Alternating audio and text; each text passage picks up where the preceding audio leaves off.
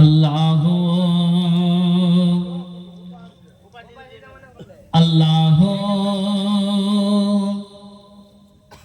আল্লাহ আল্লাহ আল্লাহ আল্লাহ বলছে আহাদ দেখো কোরআনে, বলছে আহাদ দেখো কোরআনে, কত নিয়ামত এই জমিনে, বলছে আহাদ দেখো কোরআনে। আসমানকে আমি বানিয়েছি বান্দার মাথার ছাদ, জমিনকে বিছানা করেছি করতে ইবাদত। আসমানকে আমি বানিয়েছি বান্দার মাথার ছাদ, জমিনকে বিছানা করেছি করতে ইবাদত। পানিতে ভরে দিয়েছি ভরপুর নিয়ামত, পানিতে ভরে দিয়েছি ভরপুর নিয়ামত। যেই পানি তোদের খুব দরকার,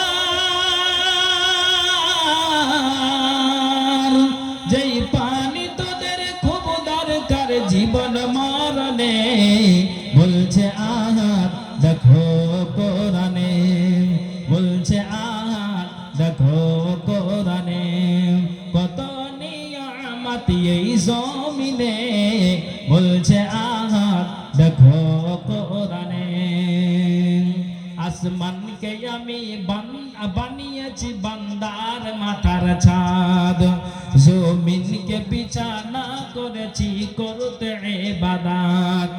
আসমানকে আমি বানিয়েছি বান্দার মাথার ছাদ, জমিনকে বিছানা করেছি করতে ইবাদত। পানিতে ভরে দিয়েছি ভরপুর নিয়ামত, পানিতে ভরে দিয়েছি ভরপুর নিয়ামত। যেই পানি তোদের খুব দরকার, যেই পানি তোদের খুব দরকার জীবন মরণে, বলছে আহাদ দেখো কোরআনে, বলছে আহাদ দেখো কোরআনে।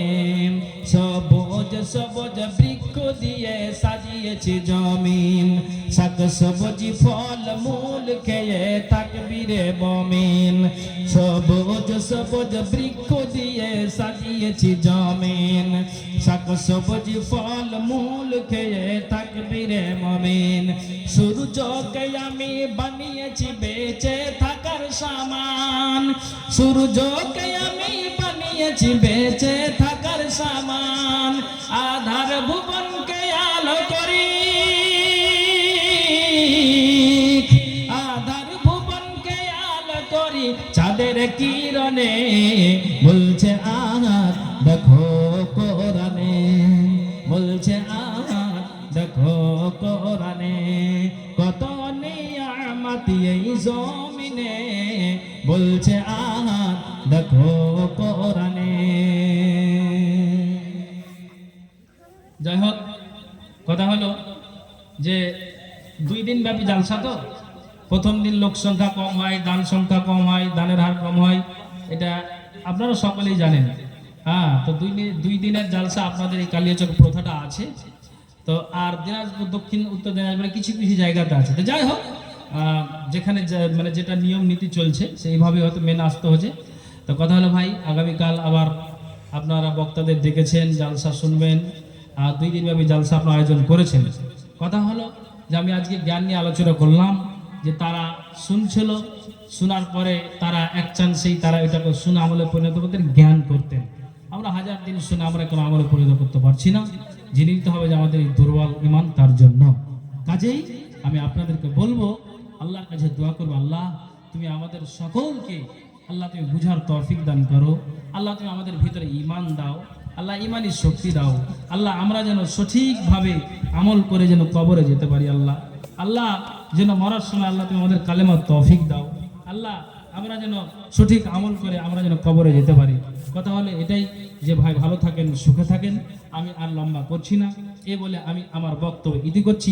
হায়াত বাকিতে মোলাকাত ভি বাকি। আবার কোনোদিন যদি দেখা হয় রুজি মিলে ইনশাআল্লাহ আসবো, আপনাদের সামনে আবার দাঁড় হবো। ভালো থাকেন, সুখে থাকেন। আসসালামু আলাইকুম রহমতুল্লাহি।